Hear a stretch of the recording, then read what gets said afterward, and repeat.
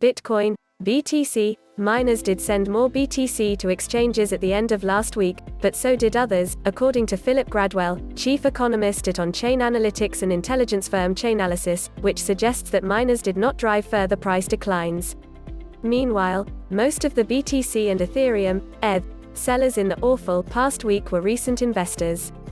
The announcement of tighter regulation on crypto mining and trading in China is one of the latest major entries to the list of possible causes of the most recent price fall.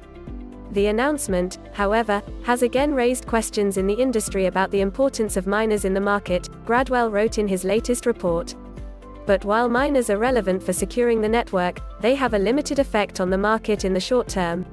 75% of BTC inflows to exchanges in May 2021 so far were from other exchanges, while miners were responsible for just 1% of exchange inflows. According to ByteTree, in the past week, miners have sold more coins than they've generated. This hasn't been the case in the past day though. Cryptoasset prices are recovering after the last week's sell-off, but major losses were recorded during the dip, as more than $3.2 billion were sent on-chain at a loss by new investors, constituting the largest one-week USD loss of all time. However, the percentage losses were still below those of 2017 and March 2020 crashes, according to Gradwell. Large amounts of BTC being sent at a loss suggests that people are heading for the exit and losses are being realized, he said, adding that BTC 1.2 million was sent at a 5% to 25% loss, and BTC 120,000 was sent at a greater than 25% loss. Nevertheless, it had a smaller number of Bitcoin sent on-chain at a loss compared to the late 2017 and mid-March 2020 crash, showing that it wasn't the worst Bitcoin holders' capitulation in history.